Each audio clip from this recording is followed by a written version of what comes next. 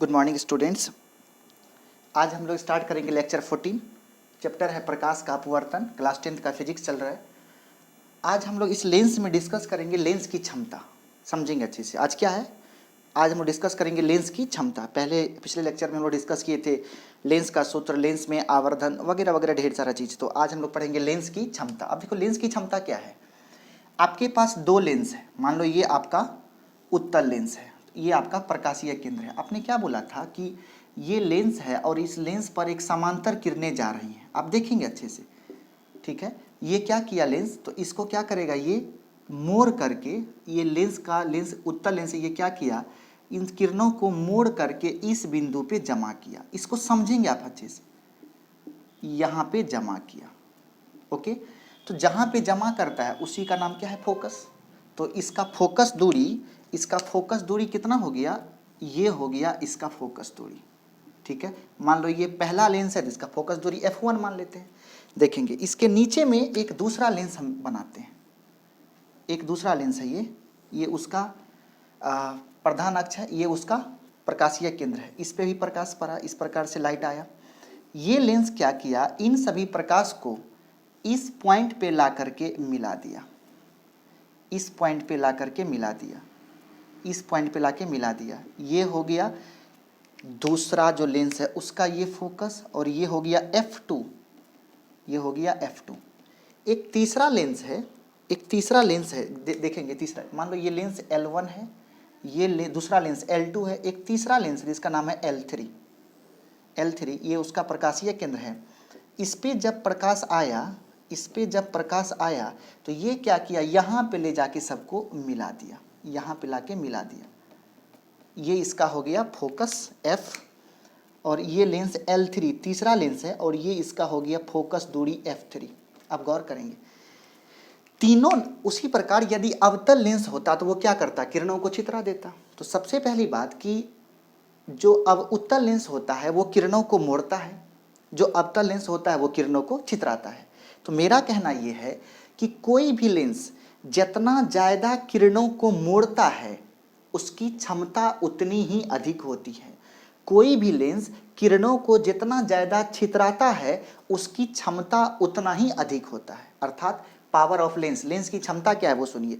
किसी भी लेंस द्वारा किरणों को मोड़ने और छितराने के गुण को उस लेंस की क्षमता कहते हैं। फिर समझिए, किसी भी लेंस के द्वारा किरणों को मोड़ने और छितराने के गुण को लेंस की क्षमता कहते हैं। सर जो लेंस, दूसरा पॉइंट है ये, जो लेंस किरणों को जितना अधिक मोड़ेगा उसकी क्षमता उतनी ही अधिक होगी। जो लेंस किरणों को जितना ज़्यादा छितराएगा उस लेंस की क्षमता उतनी ही अधिक होगी। अब देखेंगे सर, यदि लेंस को किरणों को मोड़े तो जो जितना ज़्यादा मोड़ेगा उसका फोकस दूरी उतना ही कम होगा। जो लेंस किरणों को जितना ज़्यादा मोड़ेगा उसका फोकस दूरी उतना ही कम होगा। इसका मतलब इस तीनों में L3 जो है वो ज़्यादा मोड़ा, फोकस दूरी कम हुआ। ये थोड़ा कम मोड़ा, फोकस दूरी अधिक है, इसका फोकस दूरी सबसे अधिक है। इसका मतलब यदि इसके पावर को P1 कहें, इसके पावर को P2 कहें और इसके पावर को P3 कहें, इसका मतलब है कि जिसका फोकस दूरी सबसे कम होगा उसका पावर सबसे अधिक होगा। अर्थात हम लोग लिख सकते हैं P3 greater than P2 greater than P1। अर्थात लेकिन जो फोकस दूरी होगा, जिसका पावर सबसे अधिक है उसका फोकस दूरी F3 वो सबसे कम है, उससे अधिक F2 और सबसे अधिक F1। मतलब जिसका पावर सबसे कम है उसका फोकस दूरी सबसे अधिक है, और जिसका पावर सबसे अधिक है उसका फोकस दूरी सबसे कम है। इसका मतलब पावर और फोकस दूरी में क्या रिलेशन है, तो हम लोग लिख सकते हैं पावर बराबर 1 बाई फोकस दूरी, 1 बाई फोकस दूरी। पावर का पहला अक्षर क्या है, P, तो P बराबर फॉर्मूला क्या बन गया, 1 बाई F। ये सबसे इंपॉर्टेंट फॉर्मूला है। P बराबर क्या होगा, 1 बाई F। जहां P क्या है, P जो है वो पावर है, P क्या है, पावर है, और इसका मात्रक होता है डायोप्टर। इसका मात्रक क्या होता है, डायोप्टर। तो सबसे पहली बात कि लेंस की क्षमता का मात्रक क्या होगा, डायोप्टर। लेंस की क्षमता का मात्रक क्या होगा, डायोप्टर। फिर समझिए, लेंस की क्षमता का मात्रक क्या होगा, डायोप्टर। लेंस की क्षमता का मात्रक क्या होगा, डायोप्टर। या P बराबर 1 बाई F। F क्या है, या एफ जो है, एफ है फोकस दूरी, एफ क्या है, फोकस दूरी, और ये फोकस दूरी हमेशा मीटर में होना चाहिए। किस में होना चाहिए, ये फोकस दूरी हमेशा किस में होना चाहिए, मीटर में होना चाहिए। ओके, तो एफ क्या हो गया, फोकस दूरी किस में होगा, मीटर में होगा। तो इसका पावर का मात्रक पावर का मात्रक होगा, सबसे पहले होगा डायोप्टर या 1/मीटर या पर मीटर, मतलब ये सभी क्या है, लेंस की क्षमता का मात्रक है। कौन कौन मात्रक होगा, या तो डायोप्टर कहिए या 1/मीटर कहिए या पर मीटर कहिए। नेक्स्ट, आपसे इस पे जो है न्यूमेरिकल्स बहुत ज़्यादा पूछता है। आपसे क्या पूछेगा, एक सवाल आपसे पूछ रहा है, यदि लेंस की फोकस दूरी 5 मीटर हो तो क्षमता बतावें। तो पावर बराबर क्या होता है, 1/f। तो क्या हो गया, 1/f का मान कितना है, 5 मीटर। तो 1 में अगर 5 से भाग देंगे तो कितना हो गया, 0.2। पावर का मात्रक क्या होता है, डायोप्टर। आपसे पूछेगा यदि f बराबर 100 सेंटीमीटर हो तो क्षमता ज्ञात करें। सबसे पहली बात जानिए, यहाँ पे f जो है वो किस में है, 100 सेंटीमीटर। इसको पहले मीटर बनाइए, तो मीटर कैसे बनाएंगे, 100/100 मीटर, मतलब 1 मीटर हो गया। पावर बराबर क्या होता है, 1/f। तो 1f कितना हो गया, 1। तो ये कितना हो जाएगा, 1 डायोप्टर। इस प्रकार से आपसे अगर ऑब्जेक्टिव पूछा जाए तो शायद आप उस ऑब्जेक्टिव को क्लियर कर सकते हैं। ओके, आप देखेंगे हम आपको बताए थे कि लेंस दो प्रकार का, उत्तल लेंस और अवतल लेंस। तो सबसे पहली बात कि पावर बराबर फॉर्मूला आपने पढ़ा, पावर बराबर 1/f। तो यदि उत्तल लेंस होगा, उत्तल लेंस का f जो है वो धनात्मक होता है। ठीक है, आपको लिखा ही हुए हैं पॉइंट में, तो इसीलिए पावर भी क्या होगा, धनात्मक। इसका मतलब उत्तल लेंस का फोकस दूरी धनात्मक और उसका पावर भी धनात्मक। ऐसे पूछेगा कि जैसे यदि पावर P बराबर 5 प्लस 2.5 डायोप्टर है, बोलिए कौन लेंस है, पावर प्लस में है, और प्लस पावर किसका प्लस होता है, उत्तल लेंस का। इसका मतलब ये कैसा लेंस होगा, उत्तल लेंस होगा। यदि आपसे पूछ दिया जाए कि यदि पावर है आपका +4 डायोप्टर, बोलिए कौन सा लेंस होगा, तो कौन सा लेंस होगा, उत्तल लेंस होगा। नेक्स्ट, दूसरा देखिए, यदि अवतल लेंस है तो क्या बताए थे, अवतल लेंस का फोकस दूरी क्या होता है, निगेटिव। तो पावर भी क्या होगा, निगेटिव, क्योंकि पावर बराबर 1/f। तो f निगेटिव तो पावर भी निगेटिव, f पॉजिटिव तो पावर भी पॉजिटिव। तो यहाँ से f निगेटिव है तो पावर भी क्या हो गया, निगेटिव। आपसे पूछेगा कि यदि पावर जो है -5 डायोप्टर है, बोलिए कौन सा लेंस है, तो ये कौन सा लेंस होगा, ये होगा आपका अवतल लेंस। ये कौन सा लेंस हुआ, अवतल लेंस। यदि पावर आपको दिया जाए, पावर है -2.5 डायोप्टर, बोलिए कौन सा लेंस है, तो माइनस लगा हुआ है, तो ये कौन सा लेंस होगा, अवतल लेंस। कौन सा लेंस होगा, अवतल लेंस। मतलब क्या, उत्तल लेंस का पावर धनात्मक होगा और अवतल लेंस का पावर क्या होगा, ऋणात्मक होगा। उत्तल लेंस का पावर धनात्मक और अवतल लेंस का पावर ऋणात्मक। उत्तल लेंस का फोकस दूरी धनात्मक और अवतल लेंस का फोकस दूरी ऋणात्मक। ओके, नेक्स्ट, अब हम लोग पढ़ेंगे, ये था पावर ऑफ लेंस। अब हम लोग पढ़ेंगे लेंस का संयोजन। देखेंगे अगला होगा लेंस का संयोजन, मतलब कॉम्बिनेशन ऑफ लेंस का संयोजन। ये है कॉम्बिनेशन ऑफ लेंस, मतलब बहुत सारे लेंस को यदि मिला दिया जाए तब क्या होगा। क्या बोले, यदि बहुत सारे लेंस को मिला दिया जाए तो कंडीशन 1 पहले केस में आपको कैसे, यहाँ देखिए, मान लो ये कॉम्बिनेशन का मतलब होता है कि एक साथ 2-3 लेंस को जोड़ देना। ये है इसका पावर P1, इसका पावर P2 और इसका पावर P3।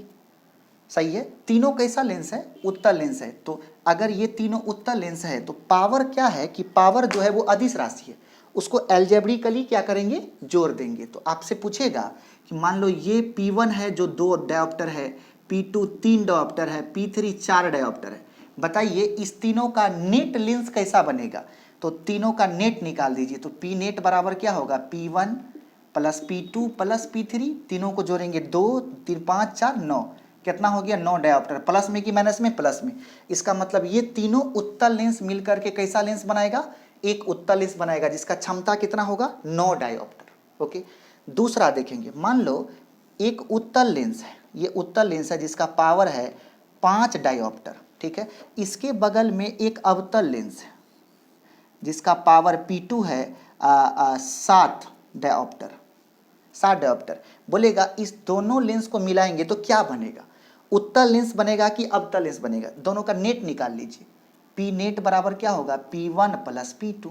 P1 कितना हो गया +5, P2 कितना हो गया -7, 5 में से 7 गया -2 डायोप्टर। बताइए पावर निगेटिव किसका होता है, अवतल लेंस का। इसका मतलब इस दोनों लेंस को अगर मिला दिया जाए तो कैसा लेंस बनेगा, अवतल लेंस बनेगा जिसका पावर कितना होगा -2 डायोप्टर। ओके, माइनस का मतलब हो गया अवतल लेंस और प्लस का मतलब क्या हो गया, उत्तल लेंस। कंप्लीट। देखेंगे ये था कॉम्बिनेशन ऑफ लेंस, इसको बोलते हैं कॉम्बिनेशन ऑफ लेंस। एक दूसरा चीज है, आपको कभी कभी क्या करेगा, तीसरा कंडीशन, मान लो कि ये उत्तल लेंस है जिसका पावर है P1, तो पहले पावर दिया हुआ था, इस बार क्या दे दिए, फोकस दूरी। और दूसरा उत्तल लेंस है जिसका फोकस दूरी f2 है। तो बोलेगा कि इस दोनों को जब मिलाएंगे तो कैसा लेंस बनेगा। तो सर इस दोनों का सबसे पहली बात, इसका P1 पावर कितना हो जाएगा 1/f1, P2 कितना हो जाएगा 1/f2। तो P नेट कैसे निकालने बताए थे, P1 प्लस P2, तो P1 कितना हो जाएगा 1/f1 प्लस 1/f2, दोनों क्या करेंगे, जोड़ देंगे, तो P नेट बराबर हो जाएगा 1/f। तो ये हो जाएगा 1/f बराबर 1/f1 प्लस 1/f2। और ये दोनों जो है, दोनों उत्तल लेंस मिलेगा तो क्या बनाएगा, एक उत्तल लेंस बनाएगा जिसका पावर कितना होगा P1 प्लस P2, और फोकस दूरी कितना होगा 1/f बराबर 1/f1 प्लस 1/f2। तो ये क्या था कॉन्सेप्ट, ये था कॉम्बिनेशन ऑफ लेंस। नेक्स्ट हम लोग पढ़ेंगे अगला कि यदि लेंस को किसी द्रव में डाला जाए, यदि लेंस को किसी द्रव में डाला जाए, तो अगला कहानी है, यदि लेंस को किसी द्रव में डाला जाए तब क्या होगा, यदि लेंस को किसी द्रव में डाला जाए तब क्या होगा, समझेंगे। तो सबसे पहली बात कि मान लो एक लेंस है, ये आपका लेंस है, ये लेंस है जिसका अपवर्तनांक म्यू है, ओके, या μ1 मान लेते हैं, ओके। और यहाँ पे एक द्रव है, इसमें एक द्रव डाला हुआ है, ये द्रव है जिसका अपवर्तनांक μ2 है। इसको समझिएगा, कहेगा कि यदि केस 1 पहला कंडीशन, यदि लेंस का अपवर्तनांक और द्रव का अपवर्तनांक दोनों बराबर हो गया, यदि लेंस का अपवर्तनांक और द्रव का अपवर्तनांक दोनों बराबर हो गया, यदि μ1 बराबर μ2, मतलब लेंस का अपवर्तनांक और द्रव का दोनों क्या हो गया बराबर। इस स्थिति में ये जो लेंस है ये न तो उत्तल लेंस के जैसा व्यवहार करेगा न तो अवतल लेंस के जैसा व्यवहार करेगा। इस कंडीशन में लेंस का जो पावर है वो 0 हो जाएगा, लेंस का पावर क्या होगा 0 हो जाएगा, उसका फोकस दूरी अनंत हो जाएगा और वो कांच के प्लेट की भांति व्यवहार करेगा। ठीक है, अगर μ1 ग्रेटर देन μ2 हो गया तो पावर 0 हो जाएगा, फोकस दूरी अनंत हो जाएगा और कांच की प्लेट की भांति व्यवहार करेगा। दूसरा कंडीशन, यदि μ1 ग्रेटर देन μ2, यदि μ1 अधिक हो और μ2 कम हो, समझिएगा, यदि μ1 अधिक हो और μ2 कम हो तब उसका पावर, इस कंडीशन में उसका पावर घट जाएगा। पावर, नीचे तीर का मतलब पावर घट जाएगा। पावर और फोकस दूरी उल्टा है, पावर घटेगा तो फोकस दूरी बढ़ जाएगा, उसका जो फोकस दूरी है वो बढ़ जाएगा। और लेंस की प्रकृति, अगर उत्तल लेंस है तो द्रव में डालने पर भी उत्तल जैसा व्यवहार करेगा, अगर अवतल लेंस होता तो वो अवतल की तरह व्यवहार करता। मतलब लेंस की प्रकृति अपरिवर्तित रहेगा, लेंस की प्रकृति क्या होगा, अपरिवर्तित रहेगा। और तीसरा कंडीशन, यदि μ1 लेस देन μ2, मतलब क्या है, द्रव का अपवर्तनांक अधिक हो और लेंस का अपवर्तनांक कम हो। क्या बोले, द्रव का अपवर्तनांक क्या हो, अधिक हो और लेंस का अपवर्तनांक क्या हो, कम हो।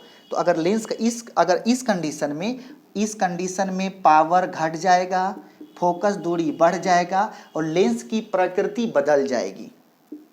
इस कंडीशन में लेंस की प्रकृति बदल जाएगी, लेंस की प्रकृति बदल जाएगी। बदल जाएगी का मतलब है यदि उत्तल लेंस को द्रव में डालेंगे तो वो अवतल जैसा बिहेव करने लगेगा। यदि अवतल लेंस होता उसको द्रव में डालते तो वो उत्तल लेंस की तरह बिहेव करता। मतलब क्या है कि लेंस का जो प्रकृति है, अगर उत्तल है तो अवतल जैसा व्यवहार, अगर अवतल है तो उत्तल जैसा व्यवहार करेगा। ये 3 कंडीशन आप ऑब्जेक्टिव के लिए ध्यान में रखेंगे। नेक्स्ट देखिएगा, कुछ ऑब्जेक्टिव्स आपको हम बताना चाहते हैं। अब पूछेगा, कभी कभी पूछता है कि यदि कोई लेंस है, यदि लेंस को घिस दिया जाए, देखेंगे हम क्या कहना चाहते हैं। एक कॉन्सेप्ट लाए हैं कि मान लो ये कोई लेंस है, ये कोई लेंस है, उत्तल लेंस है या अवतल लेंस है, तो अगर यहाँ पे कोई वस्तु रखा हुआ है तो उसका यहाँ पे प्रतिबिंब बनेगा। यहाँ ये क्या है, इधर क्या है, ये वस्तु है और ये क्या है, प्रतिबिंब है। ये किसी वस्तु का प्रतिबिंब है। ओके, प्रतिबिंब बन गया। अब आप क्या किए, इस लेंस को घिस दिए या पेंट, देखेंगे आप, आपने क्या किया, ये जो लेंस है आपने इस लेंस को घिस दिया, मतलब पत्थर लेके आपने उसको रगड़ दिया, घिस दिया या पेंट कर दिया, या आपने लेंस को किसी पेपर से ढक दिया आधे लेंस को, या आपने लेंस पर एक कपड़ा लपेट दिया। तो इस स्थिति में प्रतिबिंब की संख्या में कोई परिवर्तन नहीं होता है, केवल ये जो आपका प्रतिबिंब है उसका ब्राइटनेस, मतलब उसका चमक जो है वो कम हो जाता है। बहुत इंपॉर्टेंट ऑब्जेक्टिव है। क्या पूछे, बोले हैं यदि किसी लेंस को घिस दिया जाए या लेंस पर पेंट कर दिया जाए या लेंस पर पेपर चिपका दिया जाए या लेंस पर कपड़ा लपेट दिया जाए, तो ऐसी परिस्थिति में लेंस के द्वारा बनने वाले प्रतिबिंब की संख्या में कोई परिवर्तन नहीं होता है, केवल लेंस के द्वारा जो प्रतिबिंब बनेगा उसके चमक में परिवर्तन हो जाता है। क्यों, मान लो कि बल्ब रूम में जल रहा है, उस बल्ब पे कोई हाथ दे दे तो इस रूम में क्या होगा, इस रूम में जो प्रकाश की मात्रा है वो थोड़ा सा कम हो जाएगी। तो उसी प्रकार ये जो प्रतिबिंब है वो प्रतिबिंब का चमक थोड़ा सा कम हो जाएगा, प्रतिबिंब की संख्या में कोई परिवर्तन नहीं होगा। ओके, नेक्स्ट अब हम लोग सीखेंगे प्रतिबिंब की संख्या। प्रतिबिंब की संख्या बहुत इंपॉर्टेंट है। प्रतिबिंब की संख्या देखेंगे, ये हम क्या कहना चाहते हैं, आप जरा इसको समझिएगा। जैसे आपके पास ये लेंस है, देखेंगे ये नंबर 1, तो ये जो लेंस है वो एक ही प्रकार के पदार्थ से बना हुआ है। ये पूरा का पूरा एक ही प्रकार का पदार्थ है, ठीक है। तो उसमें क्या होगा, एक वस्तु का केवल एक प्रतिबिंब बनेगा, ठीक है, इमेज 1, एक इमेज बनेगा। दूसरा प्रतिबिंब मतलब क्या, यदि पूरा लेंस एक ही प्रकार के पदार्थ से बना हो तो एक वस्तु का केवल एक प्रतिबिंब बनेगा। ओके, नेक्स्ट दूसरा, आपने क्या किया, आपके पास ये लेंस है, आपके पास ये लेंस है, आपने क्या किया, लेंस के आधा भाग में एक दूसरे प्रकार का पदार्थ लगा दिया और लेंस के नीचे वाले भाग में एक अलग प्रकार का पदार्थ लगा दिया। ओके, यहाँ पे कोई वस्तु है, ये कोई वस्तु है, तो ऊपर वाला लेंस का क्षमता अलग है, नीचे वाले लेंस का क्षमता अलग है। तो ये किरण को मान लीजिए यहाँ मोड़ा तो यहाँ एक इमेज बना, ये जो है किरण को यहाँ मोड़ा तो यहाँ 2 इमेज बना। इसका मतलब लेंस जितने प्रकार के पदार्थ का बना होगा उसमें प्रतिबिंब की संख्या उतना होगी। अगर मान लीजिए तीसरा कंडीशन में आपने क्या किया, ये कोई लेंस है, इसको आपने 3 भाग में बांटा, एक भाग ये है, एक भाग ये प्लेन है और दूसरा भाग ऐसा है। बोलिए कितने प्रतिबिंब बनेंगे, प्रतिबिंब की संख्या कितनी होगी, 3 हो जाएगी। तो इसमें प्रतिबिंब कैगो होगा, तो इसमें प्रतिबिंब हो जाएगा, कितना प्रतिबिंब हो जाएगा, 3 प्रतिबिंब हो जाएगा। लेकिन एक बात आप ध्यान रखेंगे, हम लोग जो काटते हैं वो हॉरिजॉन्टली काटते हैं, वर्टिकली नहीं काटते हैं। अभी काटेंगे, केवल प्रतिबिंब की संख्या में परिवर्तन केवल हॉरिजॉन्टली क्षैतिज रूप से काटने पे होता है। अब जैसे आपने क्या किया, चौथा नंबर में एक ऐसा ये लेंस ले लिया और लेंस को आपने 2 भाग कर दिया, एक भाग इधर अलग प्रकार के पदार्थ का और एक भाग इधर अलग प्रकार के पदार्थ का। इस स्थिति में अगर हम लोग ऊपर नीचे लेंस को काटेंगे तो प्रतिबिंब की संख्या में कोई परिवर्तन नहीं होगा। तो इस स्थिति में प्रतिबिंब कैगो होगा, मात्र एक होगा।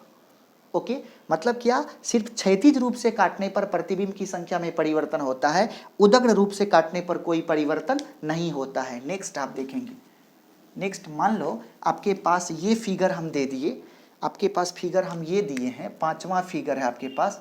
इस प्रकार से क्या किया, कोई आदमी लेंस को काट दिया ऐसा, एक लेंस ये है, एक लेंस ये है, एक लेंस ऐसा है और एक लेंस ऐसा है प्लस साइन वाला। देखेंगे लेंस कितना टुकड़ा में, 4 टुकड़ा में। तो ये जो है, ये 1 नंबर, ये 2, ये 3, ये 4। सर 2 और 3 जो है, 2 और 3 वो ऊपर नीचे कटा हुआ है, और 1, 2, 3, 4 ये दोनों आधा आधा, तो आधा आधा भाग में 2 बार कटा हुआ है, इसीलिए इसमें प्रतिबिंब की संख्या कितनी होगी, इसमें प्रतिबिंब की संख्या 2 होगी, 4 नहीं होगी। तो हम उम्मीद करते हैं कि आप प्रतिबिंब की संख्या को समझ रहे होंगे। ओके, नेक्स्ट अब है लेंस की पहचान। अब है आपका लेंस की पहचान, लेंस की पहचान,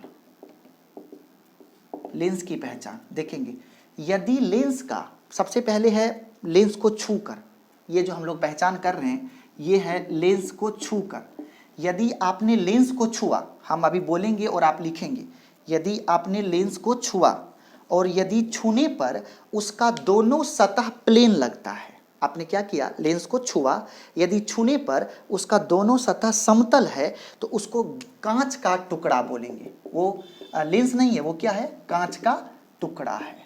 दूसरा, यदि उस लेंस को छूने पर उसका दोनों सतह उठा हुआ है तो वो लेंस कैसा होगा, वो लेंस उत्तल लेंस होगा। ओके, यदि सतह छूने पर दोनों सतह उसका धंसा हुआ होगा तो वो कैसा होगा, अवतल लेंस होगा। वो कैसा लेंस होगा, वो कैसा लेंस होगा, अवतल लेंस होगा। नेक्स्ट, ये क्या था, लेंस की पहचान छूकर। आप क्या देखेंगे, प्रतिबिंब को देखकर। दूसरा है लेंस की पहचान क्या करके, प्रतिबिंब को देखकर लेंस की पहचान। प्रतिबिंब को देखकर लेंस की पहचान कैसे करेंगे जरा देखते हैं। आपको क्या करना है कि आपके पास जो कांच का टुकड़ा है उसके सामने आप अपनी उंगली को रखिए या कोई किसी वस्तु को रखिए।